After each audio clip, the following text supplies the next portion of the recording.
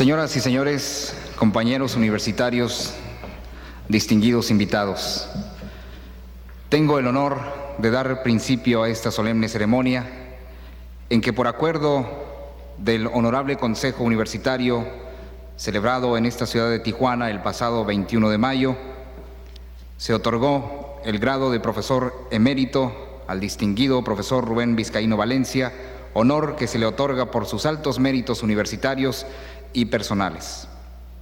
A nombre del Consejo Universitario, a nombre de las autoridades aquí presentes, extiendo a ustedes la más cordial bienvenida a este acto trascendental en la vida de nuestra institución. Cuando el reconocimiento surge de una comunidad de manera incuestionable, generoso y total, entonces la madurez matiza ese testimonio que encarna la síntesis de valores que lo significan. Señor profesor, gracias por su entrega, por su pasión, por su compañía, por su apoyo, por su dedicación. Esta universidad es suya como usted ha sido de ella. Hombres como usted hacen realidad nuestro lema, por realización plena del hombre. Muchas gracias.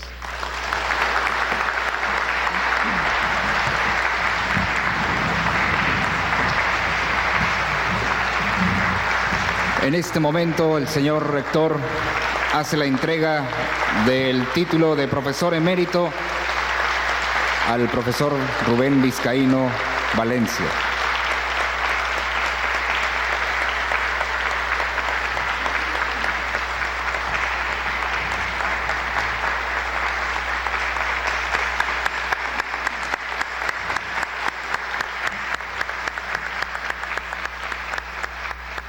Señor Rector de la Universidad,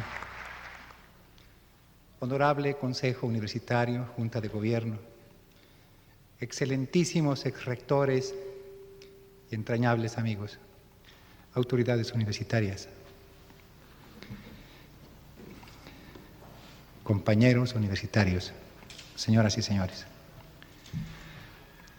Cuando me fue comunicado por el señor Rector de la Universidad, arquitecto Rubén Castro Bojorquez, y el ahora vicerrector zona costa, doctor René Andrade Peterson, licenciado José Luis Anaya, director de la Escuela de Derecho, licenciado René Suástegui León, director de la Escuela de Turismo, que el Consejo Universitario había aprobado por unanimidad mi designación como profesor emérito de la universidad, no oculto a ustedes que me sentí confuso, gratamente sorprendido, pero a la vez poseído de un espíritu contradictorio, no merecedor de tan significativa designación y a la vez responsable y obligado a reunir en mi mente reflexiones y experiencias adquiridas durante toda mi vida en relación a mi formación como estudiante, profesor, promotor cultural, orador, periodista, escritor, qué sé yo. Se me agolparon en la conciencia multitud de sentimientos y frustraciones, sueños y recuerdos. Como en una película autobiográfica, algo similar a lo que aconteció a Juan Jacobo Rousseau, me sobrevino la necesidad de pasar lista de acontecimientos de mi existencia personal. Recordé desde mi lejana época infantil hasta sucesos recién ocurridos. Confieso a ustedes que aún tengo el alma agitada, entre otras razones, por el temor de verme sobrepasado por el tiempo. Pero a la vez, por no haber realizado a la fecha más y más aventuras del espíritu, por no haber dado cima a proyectos que consideré entrañablemente míos desde mi adolescencia. Reconstruí lecturas, traje a mi mente la imagen de antiguos maestros que le dieron forma a mis sueños, a los sueños de mis amigos y condiscípulos, a los años de estudio, porque habrán ustedes de saber que tengo quizá más años de escuela que los que tengo de vida. Y digo más años porque fui a varias escuelas al mismo tiempo y me entregué a múltiples quehaceres durante casi toda mi existencia, siendo hijo de un matrimonio mal avenido. Fue para mí la escuela desde mi niñez, mi hogar, a veces casi mi único hogar. Después de haber formado una familia, Continué con la manía de aprender y enseñar, de forjar instituciones culturales que le dieran sentido al ser humano. Al afán de despertar vocaciones, ese afán se me volvió una necesidad. Tú debes estudiar esto, tú debes estudiar esto otro. Tú naciste para realizar aquellas metas, tú persigues estos o aquellos fines. En fin, tengo ahora entre quienes fueron mis alumnos o entre quienes aquellos a quienes de alguna manera colaboré en su formación, en el descubrimiento de su destino, de su vida artística o profesional o de sus quehaceres personales, algunos sacerdotes, algún rector de la universidad, otros que fundaron escuelas y cátedras en la universidad, otros que no me hicieron caso y se volvieron terroristas estudiantiles, algunos que han logrado destacar en las letras nacionales, en las artes plásticas en Europa, alguno que se robó un avión para viajar a Cuba, otros fueron asesinados, no faltaron suicidas. Un hijo mío ha sido parte en el reconocimiento del gobierno de México al Movimiento de Liberación Nacional del Salvador. Otro amigo escribió la primera ópera en la historia de Baja California. Pero debo traer a mi mente más de estos sucesos que desfilan apresurados por mi conciencia mientras escribo estas notas. También en otro campo de mi quehacer, participé como orador en la transformación de territorio y estado de Baja California, en la creación de la universidad. En fin, he llevado una vida singular en este viaje por la cultura y por la vida, que se volvió más fecunda y venturosa en Baja California, cuando llegué a este lejano territorio norte que apenas tendría 250,000 de habitantes en el 49 y que ahora tiene unos 2,5 millones. Como la vida de tantos y tantos mexicanos nacidos después de la Revolución, hijo de una cantante de iglesia y costurera y de un fundidor y después capitán del ejército de la Revolución, formado en muchos pueblos del país, en escuelas laicas, religiosas, burguesas, socialistas, en esta controvertida etapa de mi vida en el seno de una familia de místicos y de revolucionarios. Tuve la fortuna y la necesidad de dar coherencia a mi propia existencia, y ante este reto descubrí que no me quedaba otra expectativa que formar mi propio mundo. Es por ello que me orienté hacia la filosofía. Pertenezco a la generación de los desencantados, de los que somos hijos de quienes hicieron la revolución y vimos cómo ésta se materializaba en conquistas que luego se erigían en dogmas. Alcanzaban una cierta plenitud y luego se corrompían. En una época en que el mundo afloraba la conquista de la naturaleza, en que el hombre se hizo socio de Dios, entró en el corazón inconmensurable de la materia, descubría el poder oculto de los átomos y entre luchas y poderes y encontradas utopías, la bomba atómica fue capaz de hacer nada, cosas, ciudades, volatilizar la carne de los hombres, hasta la tierra misma, en un alarde salvaje de destrucción en nombre de lo que algunos llaman justicia. En ese mundo que tiene mi país, como poeta, a Octavio Paz, poeta de los desencantados de México. En esta época conocí a Orozco, hablé con Siqueiros, le di la mano a Antonio Caso, fui sirviente durante unas semanas de Lucila Godoy, la premia Nobel conocida universalmente como Gabriela Mistral. Vi pintar a Diego los murales del Palacio Nacional. Me clasifiqué como luchador para participar en la Olimpiada de Berlín y en los Centroamericanos de Panamá, a donde no me mandaron por falta de dinero. Ayudé a formar escuelas nocturnas para trabajadores. Desfilé siendo un joven en honor de Cárdenas en la expropiación petrolera. Fui vecino y amigo de Pepe Revueltas. Formé parte del coro que inauguró el Palacio de Bellas Artes, dirigido por Carlos Chávez. Fui alumno en la secundaria de Tamayo. Por cierto, me reprobó. Lancé como director de la Escuela Preparatoria Nocturna en la UNAM a mi gran amigo y maestro Agustín Yáñez. Fui enemigo del señor rector de la universidad, al nazi Rodolfo Brito Fouché, en esos años en que escribí mi primer novela aún sin publicar. Asistí a Bellas Artes a la formación de la CETAL por Lombardo. Tuve problemas personales por un conflicto amoroso con León Felipe y me tocó convivir en la Escuela de Filosofía con europeos, judíos, hindús, canadienses, polacos, españoles, profesores y alumnos. Terminada la Revolución Española, revolución a la que no fui porque no me dejó ir mi papá. Y no fui a la Segunda Guerra Mundial porque asesinaron al embajador de Rusia en México cuando estallaba la conflagración mundial. Fui antialemanista, formé parte en el Distrito Federal de la Federación de Partidos del Pueblo en México y luego en Baja California hasta la llegada de Ruiz Cortines al poder.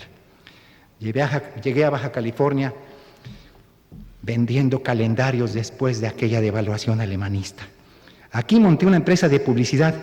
Fui de los ideólogos de un partido político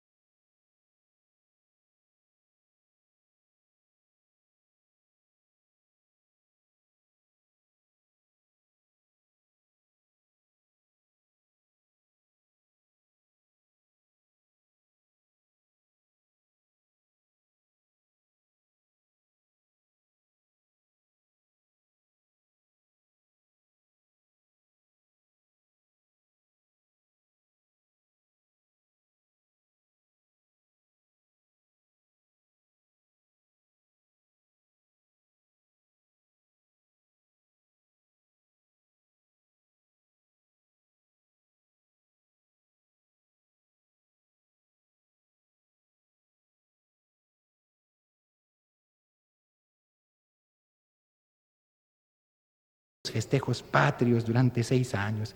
Organicé con mis alumnos en la preparatoria congresos contra el vicio, de donde surgió colateralmente la Escuela de Trabajo Social. Me opuse en diversas ocasiones a la creación de nuevas casas de juego y me opondré toda mi vida. Publiqué la revista Universidad, auxilié la creación de otras revistas, fundé hace 20 años el Seminario de Cultura Mexicana, Corresponsalía Tijuana, que todavía existe, la Asociación de Escritores de Baja California y de la Península de Baja California, que está en sueños, y auxilié la formación de la Sociedad Mexicana de Geografía y Estadística, hoy desaparecida. Publiqué mi novela Tenía que matarlo, mi novela Calle Revolución, mi diálogo La madre de todos los vicios.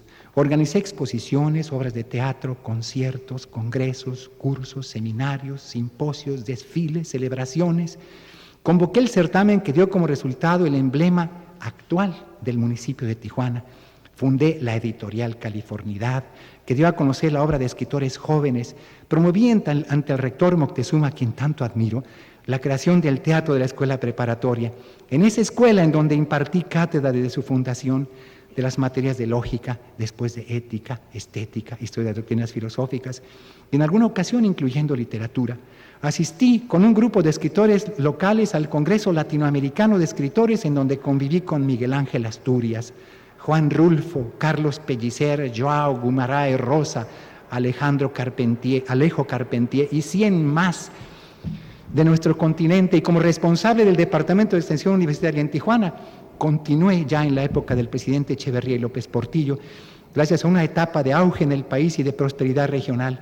Se pudo realizar una obra de difusión dentro y fuera de la universidad que no tiene paralelo en la historia de nuestra casa de estudios, promoviendo ya a escala mayor el intercambio artístico de carácter internacional que tuvo consecuencias en el ámbito universitario en todo el Estado, poniéndose en contacto con los niveles sociales, escolares, oficiales, públicos, privados, creciendo mi responsabilidad en la medida en que crecía mi propia universidad y en su inusitado poder económico que hacía cada vez más eficaz e imponente la casa de estudios en todas sus estructuras.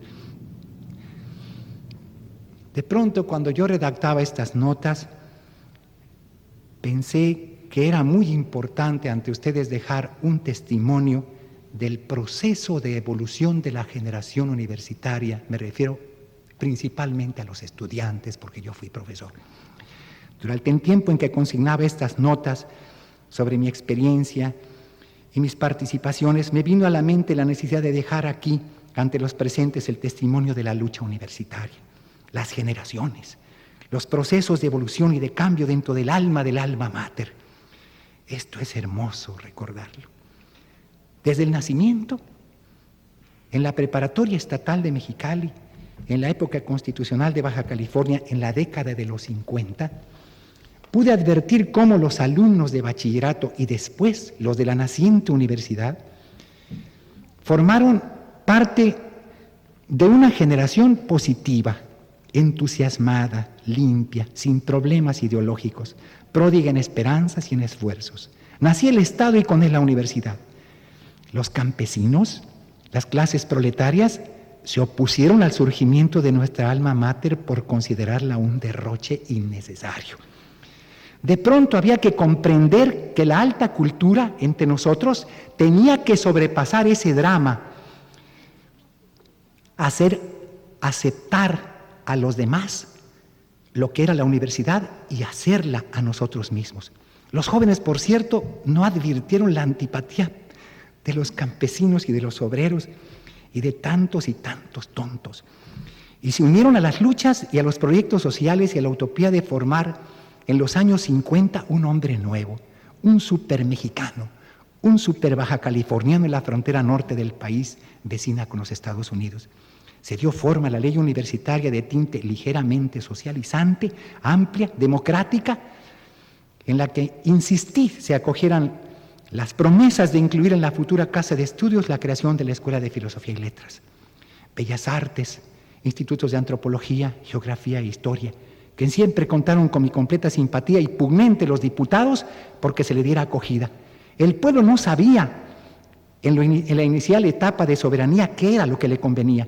En mi opinión, desde aquella época pensé que había que enseñar al pueblo de Baja California a pensar con su propia mente los problemas señeros del hombre, escudriñar su pasado, develar y forjar su identidad, conocer el lenguaje que expresa los asuntos humanos trascendentes y eternos, aprender a confiar los sentimientos de la propia alma y reflejarlos en la realidad a través de la música, la literatura, la danza, el teatro, las artes plásticas, en fin, las bellas artes, y forjar las metas propias de nuestra entidad que apenas atisbaba su futura responsabilidad.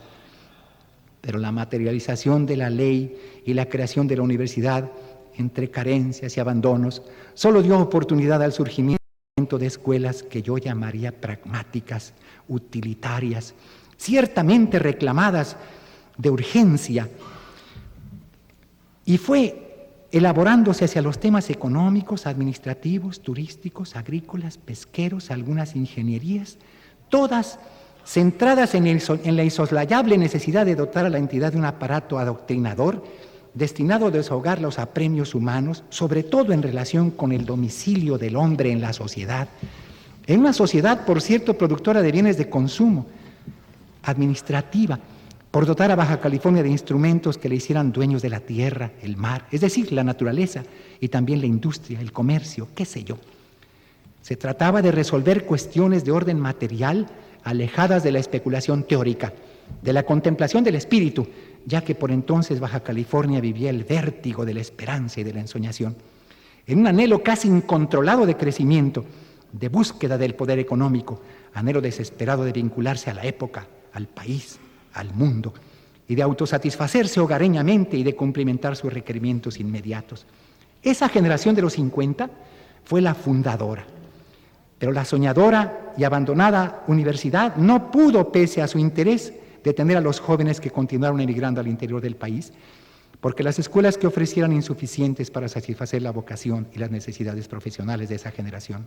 No obstante, la moral universitaria, me refiero al tono espiritual de profesores y estudiantes, se consagraba al estudio, a la convivencia pacífica en una atmósfera creativa, un poco ingenua, inocente, que creía en el porvenir con los ojos cerrados, pensando que los universitarios y los bajacalifornianos teníamos nuestros propios esquemas autónomos y podíamos realizarlos aun careciendo de bibliotecas, aulas, instrumental pedagógico elemental, etc.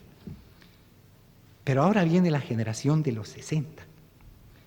La generación de los 60, según yo, destaca a los universitarios como más poseídos del drama nacional, epocal y humano. Fue un tiempo de despegue del hipismo, del desencanto de los hijos de la burguesía, principalmente de la burguesía norteamericana, que nacida en esas tierras invadía de inmediato a través de la frontera nuestra Baja California y prolifera la LSD, la marihuana, la píldora, el rock, destrozando no pocas almas juveniles, robándonos prospectos intelectuales. Nuestra universidad había nacido lo mismo que nuestro estado en épocas en que la tecnología soviética lanzaba Sputniks hacia los cielos y el consumismo universal nos acercaba a modelos de desarrollo para los que no estaba preparada ni la universidad ni el país, y nuestra juventud se encharcaba en el consumismo en plena borrachera política internacional. Y a finales del diazordacismo, universalizándose de pronto sin tener tradiciones ni una base sólida. La rebeldía juvenil alcanzó nuestra casa de estudios y en esos momentos el vértigo llegó montado en una ideología brillante y desesperada. De pronto, apenas nacida la universidad, se siente poseída por el alarde estudiantil de modificar las estructuras mismas del mundo, considerándose una nueva diosa la propia juventud, capaz de toda hazaña y sufrimiento, alocada por la protesta y el idealismo, desechando a las viejas generaciones entelarañadas y anodinas a las que dio la espalda y embravecida por el ímpetu de las nuevas ideas.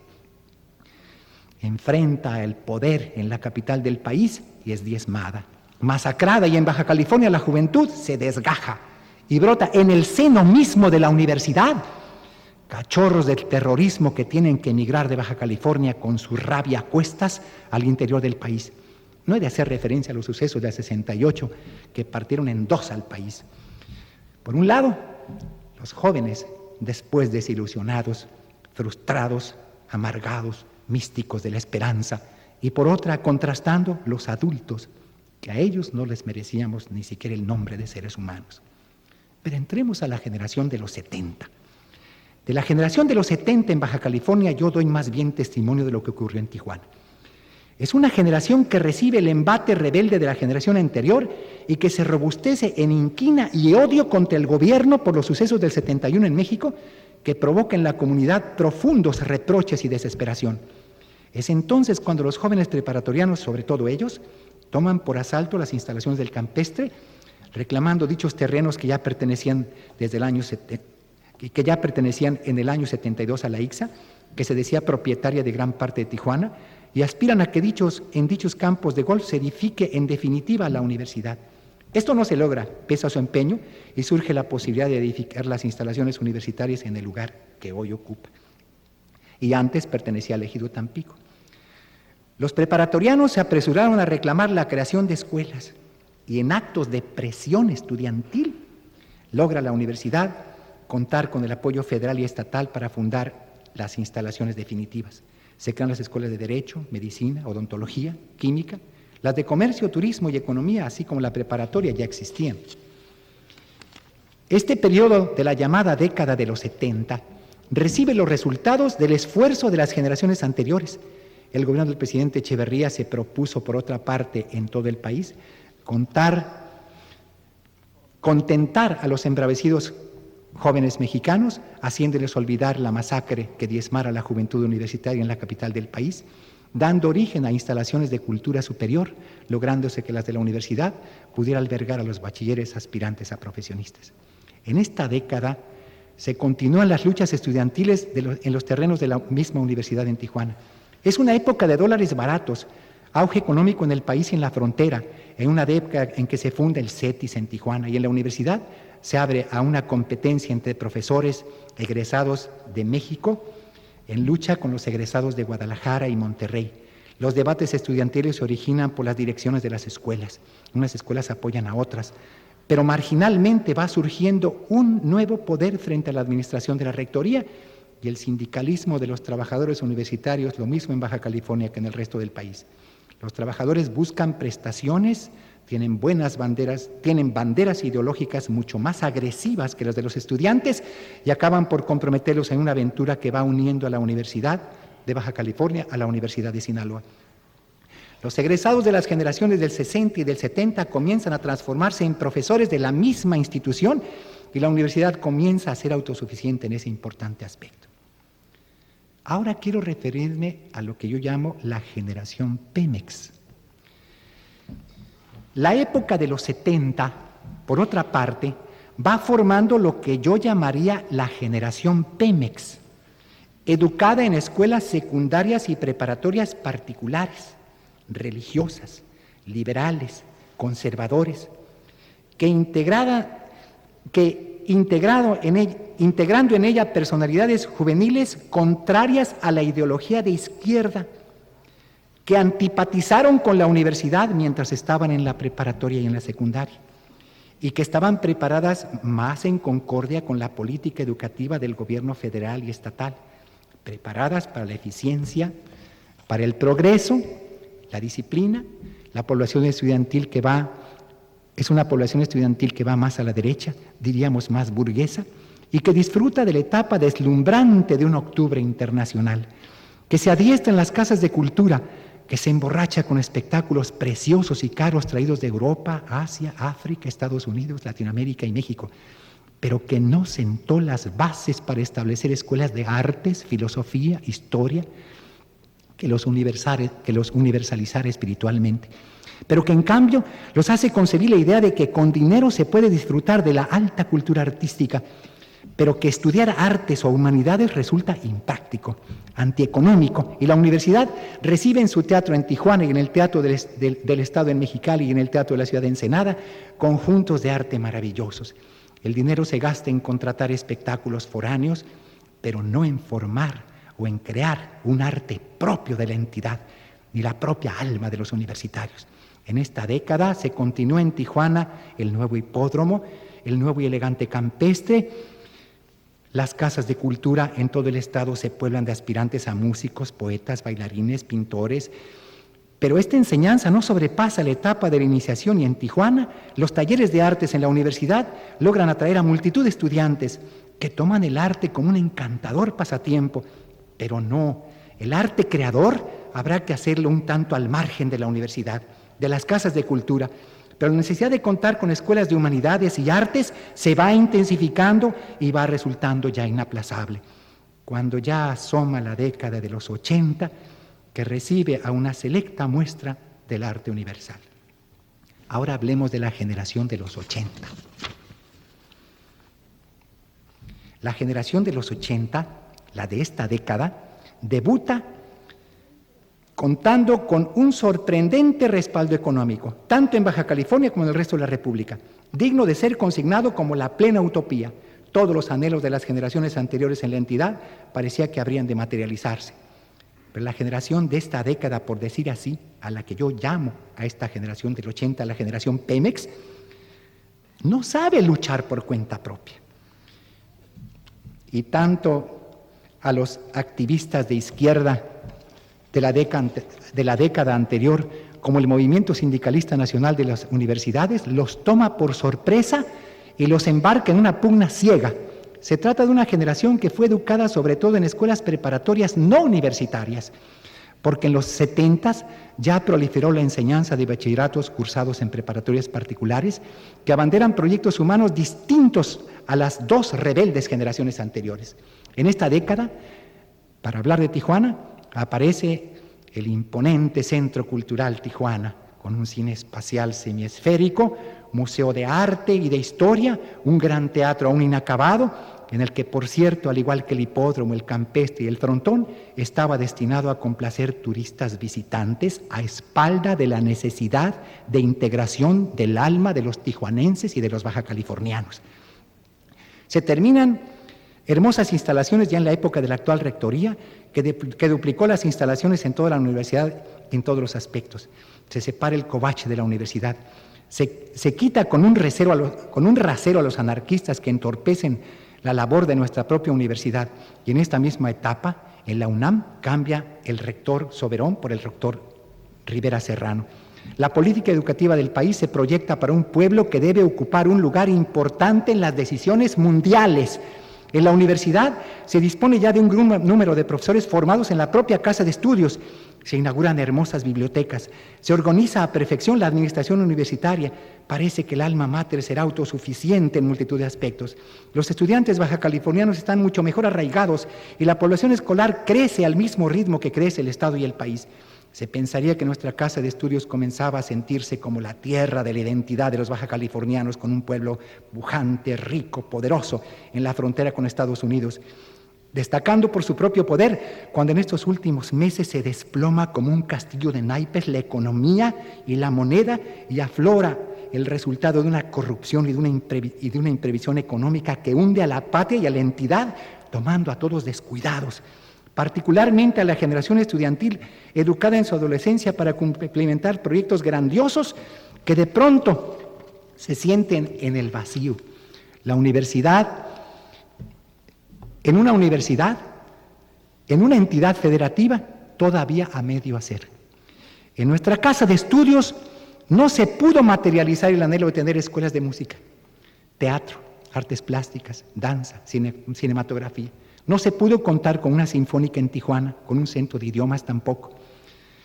Menos aún con las importantes y necesarísimas escuelas de humanidades, escuela de filosofía, de historia, antropología social, literatura.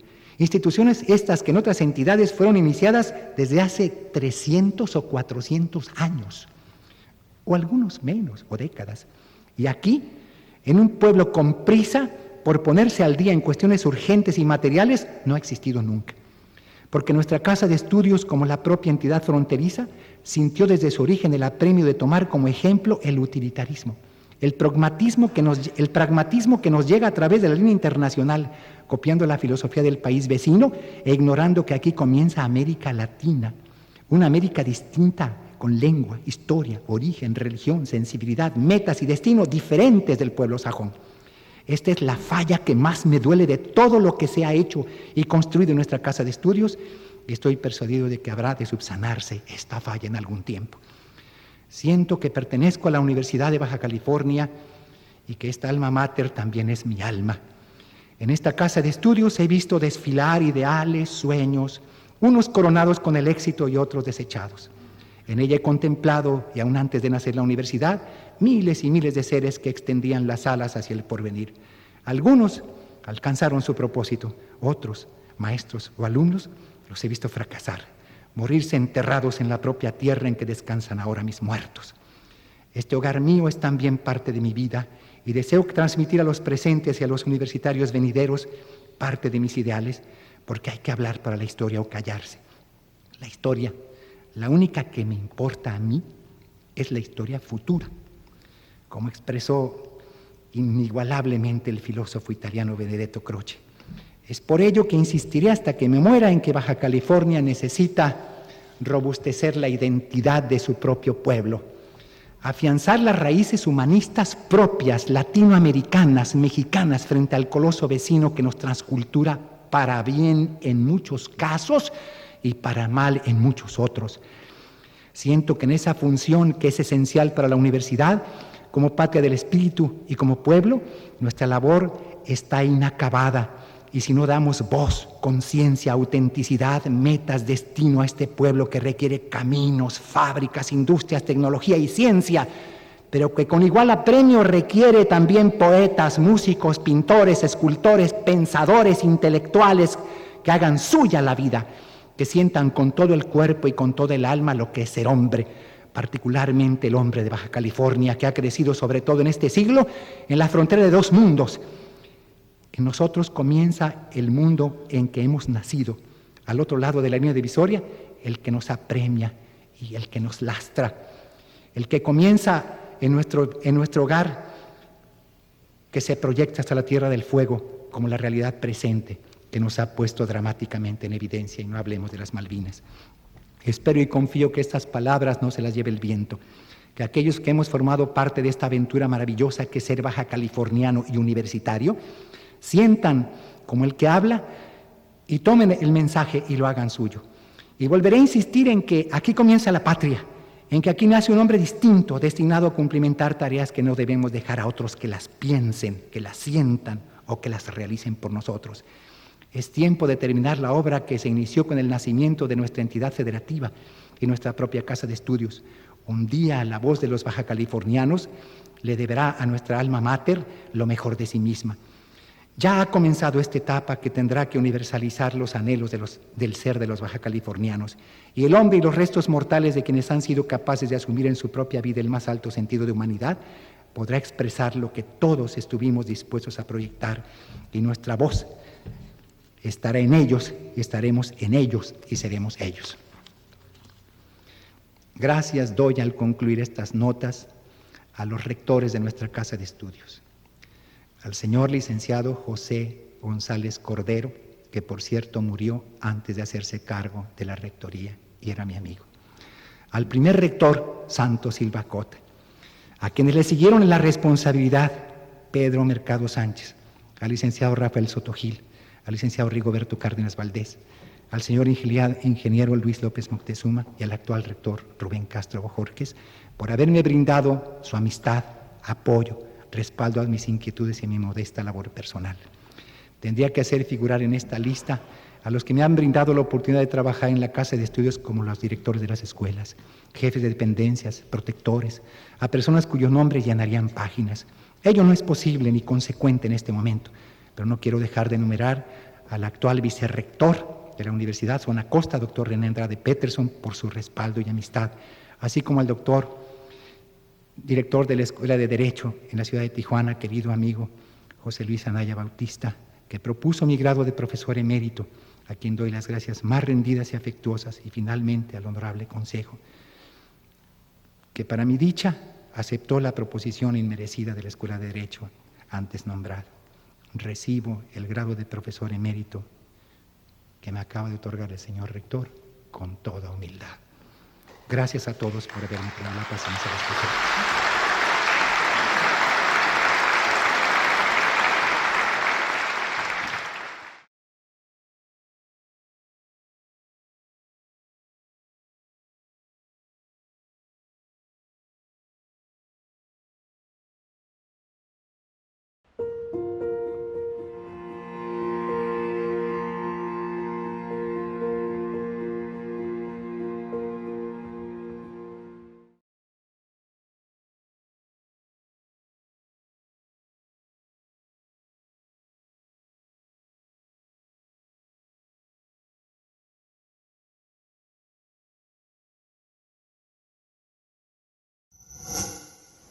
Gobierno de México.